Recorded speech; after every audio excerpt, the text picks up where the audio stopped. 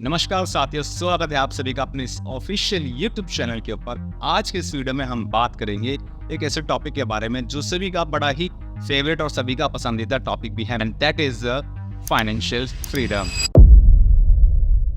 आज के डेट में सभी को फाइनेंशियल इंडिपेंडेंस चाहिए। क्या आप जानते हैं कि फाइनेंशियल इंडिपेंडेंस का असली मतलब होता क्या है और इसे अचीव कैसे किया जा सकता है? तो बने रहिए इस वीडियो के आखिरी तक, क्योंकि इस वीडियो के अंत तक मैं कुछ ऐसे प्रो टिप्स आपको देने वाला हूँ जिसको सीखने के बाद अगर आपने इस चीज को अपने लाइफ में इंप्लीमेंट किया तो फाइनेंशियल फ्रीडम होने से आपको दोस्त कोई नहीं रोक पाएगा। तो चलिए शुरू करते हैं।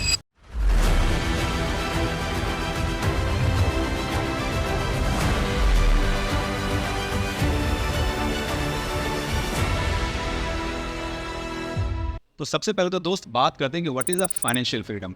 फाइनेंशियल फ्रीडम एक ऐसी स्टेज होती है जहां पर आप अपनी लाइफ की उस लेवल पर पहुंच चुके होते हैं जहां पे आपको पैसे के लिए काम नहीं करना पड़ता, पैसा आपके लिए काम करता है। Yes, you are it right. मैं दोबारा रिपीट करता हूं, आपको पैसे के लिए काम नहीं करना पड़ता, पैसा आपके लिए काम करता है।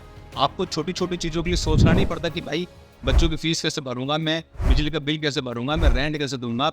जब आप ऐसी स्टेज पर पहुंचते हैं उसको बोलते हैं financial freedom. Point number 1, setting financial goal. इसके लिए शॉर्ट टर्म और लॉन्ग टर्म गोल सेट करना बहुत जरूरी है। जैसे कि एग्जाम्पल के तौर पर मैं बात करूं, शॉर्ट टर्म गोल हो सकते हैं कि जैसे कि आपको कोई अपना डेप्ट चुकाना है, आपने कोई छोटा मोटा कोई किसी से कोई कर्जा लिया हुआ है, ये शॉर्ट टर्म गोल है, महीने 2 महीने साल 2 साल के अंदर ये खत्म हो सकता है। और लॉन्ग टर्म गोल क्या हो सकता है, जैसे कि मुझे अपने बच्चों की एजुकेशन के लिए पैसा खर्च करना है या सेविंग करनी है, बच्चों की शादी के लिए कुछ करना है, बहुत बड़ा लैविश लाइफस्टाइल जीने के लिए, मुझे अर्ली रिटायरमेंट के लिए मुझे क्या करना पड़ेगा।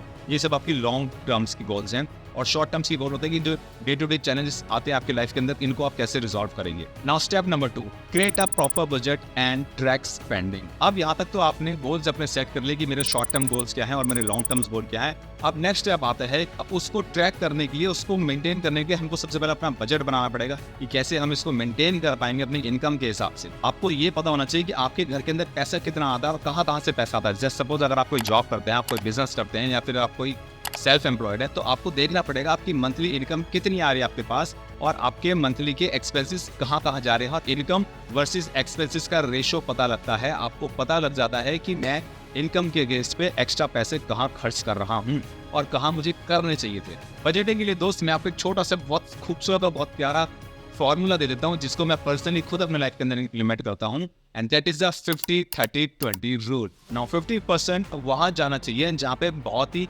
नेसेसरी खर्चे हो, जो कि बहुत मैंडेटरी हैं, जैसे कि आपका कोई रेंट देना है, बच्चों की फीस देनी है, या फिर कोई मेडिकल एक्सपेंसेस है, या फिर कोई यूटिलिटी बिल्स है, कुछ भी ऐसी चीज जो जाना ही जाना है, जिसमें आप कोई रोक टोक नहीं कर सकते उसके अंदर, वो आपकी इनकम का 50% आपका फिक्स होना चाहिए उसके अंदर। नाउ 30% आपकी चाहतों के लिए खर्च होना चाहिए। जैसे सपोज मेरा मन करा कि भाई आज मेरे बर्थडे पार्टी, तो मैं आज चलो दोस्तों के साथ पार्टी करने जाऊंगा, अपनी बीवी बच्चों अपने फ्रेंड्स को लेकर के मैं कोई शॉपिंग मॉल में जाएंगे हम, जहाँ पे मुझे पैसे की नीड होगी, तो आप अपनी चाहतों के लिए उन 30% का रखाव कर सकते हैं। और बचा आखिरी के जो 20% वो सिंपल और सिवन दोस्त आपका सेव होना चाहिए, सो दैट कि आप इसको आगे चल करके इन्वेस्ट कर सकें। Now point number 3, build an emergency fund. जैसे कि ये शब्द ही खुद अपने बारे में बता रहे हैं कि ऐसी अमाउंट को सेव करके रख देना जो आपके इमरजेंसी में काम आएगा। पता लगा आपने अपनी बजटिंग तो स्टार्ट कर लिया, अपनी फाइनेंशियल गोल तो बनाना स्टार्ट कर दिया, लेकिन इमरजेंसी में आपको कोई ऐसी समस्या आ गई जिसके बारे में आपने कभी सोचा भी नहीं था। आपने वो जितनी भी जमा पूंजी इकट्ठी करी थी वो सब इमरजेंसी आपको सब लेकर के चला जाएगा अगर आपने इसके ऊपर कभी गौर नहीं किया।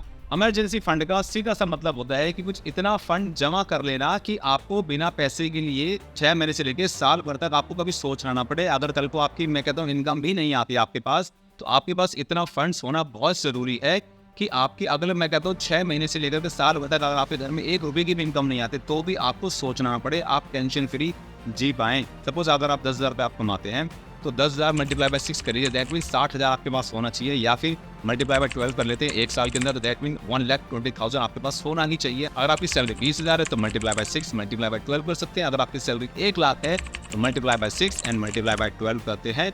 आपको यहाँ पे इमरजेंसी फंड पता लग जाएगा, इतना पैसा तो मेरे अकाउंट में होना ही चाहिए, जिससे कि इमरजेंसी में मेरे को कोई आपदा, मेरे ऊपर कोई ना आ पाए और ना ही कोई मुझे स्ट्रेस आउट कर सके। वैसे इमरजेंसी फंड के लिए दोस्त मैं आपको यहाँ पे एक प्रो टिप दे देता हूँ कि आप अपने पास एक ऐसा अकाउंट रखिए जहाँ पे आप जैसी भी आपकी सैलरी है उसमें से 10 या 5% कुछ निकाल के इमरजेंसी फंड में हमेशा डालते रहिए, जिसका मैं बोलता हूँ हाई यील्ड सेविंग अकाउंट, जिस पर ना केवल आप अपने अमाउंट को सेव करेंगे बल्कि इसके ऊपर आप महीने का इंटरेस्ट भी अर्न कर सकते हैं। नाउ स्टेप नंबर 4, पे ऑफ योर कंप्लीट डेब्ट। पे ऑफ डेब्ट का मतलब होता है कि आपके पास जितने भी कर्जे आज की डेट में हैं, जितने भी ईएमआई जाती हैं, जितने भी किसी का लेन देन अगर आपके साथ चलता रहता है, तो सबसे पहले तो उन चीज़ों को निपटाइए दोस्त। क्योंकि दोस्त सबसे पहले डेब्ट को क्लियर करने से ना आपकी क्रेडिट स्कोर के अंदर बढ़ोतरी होनी स्टार्ट हो जाती है और आपका मेंटली स्ट्रेस कम होना स्टार्ट हो जाता है और आपकी फाइनेंशियल फ्रीडम की जर्नी स्मूथ होती चली जाती है। Now step number 5, invest for the future. पैसा सेव करने से सिर्फ पैसा सेव होता है, पैसा बढ़ता नहीं है। इन्वेस्टमेंट्स एंड सेविंग्स दोनों अलग अलग चीज है। इन्वेस्टमेंट्स के लिए आज की डेट में बहुत अच्छी अच्छी चीजें मार्केट के अंदर चल रही हैं, जैसे कि आप स्टॉक मार्केट में इन्वेस्ट कर सकते हैं, म्यूचुअल फंड्स में सेव कर सकते हैं, SIPs कर सकते हैं, FD कर सकते हैं, RD कर सकते हैं, या फिर कोई गोल्ड में इन्वेस्टमेंट कर सकते हैं। ये सब चीजें ऐसी चीजें हैं दोस्त, अगर आपने अपना पैसा थोड़ा थोड़ा थोड़ा थोड़ा करके भी इन सब चीजों में डाला तो आप देखेंगे रिटायरमेंट के टाइम पे इतनी धन दौलत आपके पास होगी दोस्त, आपको पैसे के लिए सोचना नहीं पड़ेगा और इमोशनल चीजों से बाहर आना पड़ेगा कि नहीं यार सब खरीद रहे तो मैं भी खरीद लेता हूँ, उसने आईफोन ले लिया तो मैं भी ले लेता हूँ, उसने गाड़ी ले ली तो मैं भी ले लेता हूँ, देखो उसके हस्बैंड क्या करते हैं, देखो उसके पापा ने उसको क्या दिला दी। जीवन की सबसे बड़ी गलती करेंगे अगर आप इन सब चोचलेबाजी में अगर आप पड़े रहे। किसी के दिखावे में आकर के काम मत कीजिएगा, आपको नहीं पता उनके पास क्या इनकम सोर्स है। आप अपनी कंडीशन को देखिए, आपके पास जितनी इनकम है उसी इनकम के हिसाब से बात कीजिए, क्योंकि जितना जल्दी आप SIPs में, म्यूचुअल फंड्स में और स्टॉक मार्केट्स में पैसा लगाएंगे उतने ही अच्छा रिजल्ट आपको लॉन्ग टर्म में मिलेगा। क्यों? क्योंकि इसके पीछे एक कंपाउंडिंग इफेक्ट काम करता है, जो कि 1 रुपए के ऊपर 2 रुपए, 2 के ऊपर 4, 4 के ऊपर 8, 8 के ऊपर 16। इसको बोलते हैं कंपाउंडिंग इफेक्ट। एक बार एक आदमी ने किसी से पूछा कि मैं तेरे को 1 करोड़ रुपए एक साथ देता हूँ और एक तरफ 1 रुपए दूंगा जो हर दिन उसकी कीमत डबल होती चली जाएगी, तो आप किसको लेना चाहेंगे?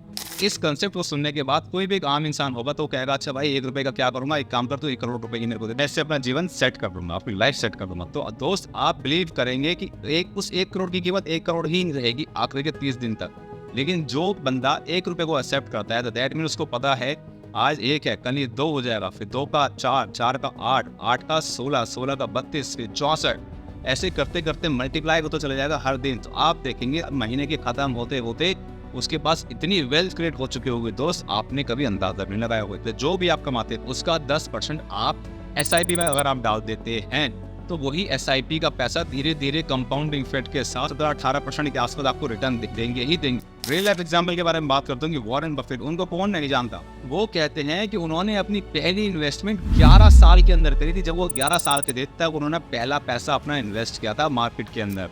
आप सोच कर देख लो दोस्त, 11 साल, और हमारा यहाँ का आज का बच्चा 20-20 साल तक तो वो फालतू चीजों में लगा रहता है। इन्वेस्टमेंट की बात दोस्तों कुछ पता ही नहीं कि इन्वेस्टमेंट नाम की कोई चीज भी होती है। इसलिए ये अमीर आदमी अमीर होता चला जाता है और गरीब गरीब क्यों?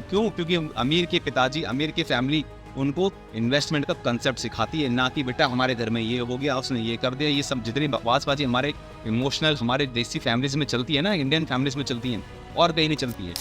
आप चाहते हो कि आपकी नेक्स्ट जनरेशन आपकी इस संपत्ति को बढ़ाए ना कि घटाए, तो उसके लिए आप उनको फाइनेंशियल एजुकेशन देना स्टार्ट कीजिए। Point number 6, create multiple source of income. सिर्फ एक इनकम के बेस पे दोस्त आपको भी फाइनेंशियल फ्रीडम बन ही नहीं पाएंगे। आपको देखना पड़ेगा आपके अंदर ऐसी और क्या काबिलियत है, आपको अपने इनकम के सोर्स को बढ़ाना पड़ेगा अगर आप फाइनेंशियल फ्री होना चाहते हैं। क्योंकि अगर आपकी मेन इनकम से ही आप सारे खर्चे कर रहे हो तो कोशिश कीजिए कि एक्स्ट्रा साइड से आप इनकम करें, जिसको मैं बोलता हूँ साइड हसल।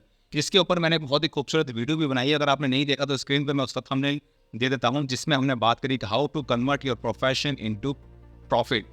वो वीडियो बहुत ही जबरदस्त वीडियो, उसको जरूर देखिएगा, जिससे आपके सारे कंसेप्ट क्लियर होंगे कि कैसे अपने प्रोफेशंस को प्रॉफिट में बदल सकते हैं। एक मैंने किताब पढ़ी है rich dad and poor dad, जिसके ऑथर हैं रॉबर्ट T. कियोसाकी।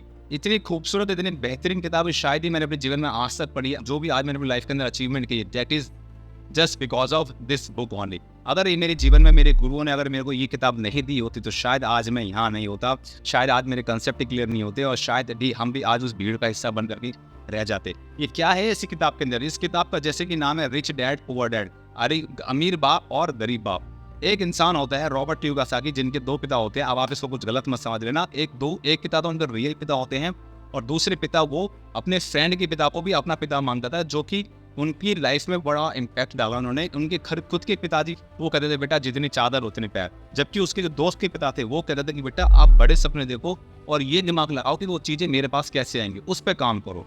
उसके पिताजी कहते थे बेटा हमारी औकात से परे है, और दूसरे पिताजी कहते थे बेटा ये औकात मेरी कैसे बनेगी, इसको लेने की उस पर काम करो। दूसरा आदमी कहता था कि बेटा पैसे सारी फसाद की जड़ है, दूसरा पिताजी कहता था पैसा ना होना सारी फसाद की जड़ है। तो जब उन्होंने अपने दोनों बाप के कंसेप्ट को, दोनों पिताजी के कंसेप्ट को अपने सुना तो आखिरी में समझ में आया कि नहीं यार, मेरे जो रियल पिताजी थे उनको खुद ही फाइनेंशियल का ज्ञान नहीं, तो मुझे क्या ज्ञान देंगे। तो उन्होंने अपने पिताजी की बात ना मान करके अपने फ्रेंड की पिताजी की बात मानी और बहुत बड़े सक्सेसफुल आदमी भी बने थे। तो दोस्तों ये तो था हमारे सारी वीडियो का सार, जिसमें हमने बताने का प्रयास करा कि आप अपनी आपको फाइनेंशियल फ्रीडम कैसे दे सकते हैं और आप अपनी नेक्स्ट जनरेशन को क्या दे ना सकते हैं। अब मैं तो कहता हूँ अपनी नेक्स्ट जनरेशन को ना भाई साहब, इसे प्रॉपर्टी देने के बजाय अपने फाइनेंशियल एजुकेशन का ज्ञान अगर आपने दे दिया तो समझ लो आपने किस पीढ़ियाँ तार दी आपने। क्योंकि जिस बंदे को, जिस परिवार के मुखिया को ये समझ में आ चुका है कि फाइनेंशियल फ्रीडम आखिर में होता क्या है, कैसे ये पैसों के जंजाल से हम निकलें, क्यों रईस लोग और रईस होते चले जाते हैं, अगर आपने ये कंसेप्ट अपने बच्चों को दिया तो बिलीव मी माय फ्रेंड्स, सफर होने से कोई नहीं रोकता है। और मैं कहता हूँ दोस्त, अपने काम से प्यार कीजिएगा और जब भी आप मत ऑफिस जाएं तो ऐसे जाइए जैसे कि मैं मंदिर जा रहा हूँ, अपने ईश्वर से मिलने जा रहा हूँ। क्योंकि मंदिर में जाकर के मांगते ही तो हो और आपका काम आपको वो सब चीज़ देगा जिस चीज़ को मांगने के लिए आप मंदिर जाते हो। इसलिए मैं कहता हूँ अपने काम से इतना ज़बरदस्त प्यार करें कि आपको काम आपको सब कुछ देगा, आपके चरणों में ला करके रख देगा दोस्त। लेकिन उसकी आप इज्जत तो कीजिए और उसके साथ साथ जो आप उसको पैसा कमा रहे हैं उसको इन्वेस्ट करने का प्रयास कीजिए। तो दोस्तों यहीं अपने वीडियो को समाप्त करना चाहूँगा मैं। अगर वीडियो आपको पसंद आई हो तो वीडियो को लाइक करना ना भूले। अगर अभी तक आपने हमारे चैनल को सब्सक्राइब नहीं किया तो सब्सक्राइब करके नोटिफिकेशन बेल को ऑन करना ना भूलिएगा, ताकि आप ऐसी और भी ज़बरदस्त वीडियोस को मिस ना कर सकें। और अगर आप मेरी कम्युनिटी का हिस्सा बनना चाहते हैं, अगर आप जानना चाहते हैं कि मैं कैसे कैसे चीज़ों को अपना पोर्टफोलियो को अपना डाइवर्सिफाई करता हूँ और कैसे मैं लोगों की हेल्प कर रहा हूँ, कैसे उनकी लोगों की लाइफ में वैल्यू एड करना हूँ, तो अभी स्क्रीन पर जो आप नंबर आ रहा है आप मुझसे कांटेक्ट कर सकते हैं। और मैं डिस्क्रिप्शन बॉक्स के अंदर अपने प्रीमियम कम्युनिटी का मैं लिंक शेयर कर देता हूँ, आप उस लिंक पे जाकर के मेरी कम्युनिटी का हिस्सा बन सकते हैं और आप मेरे साथ बनिए, because we are on a mission to inspire the nation. Let's hold the hand together. मिलते हैं तब तक अगली वीडियो में दोस्त, बने रहिए, जमे रहिए, क्योंकि आपका जीतना सुनिश्चित है। हरे कृष्णा।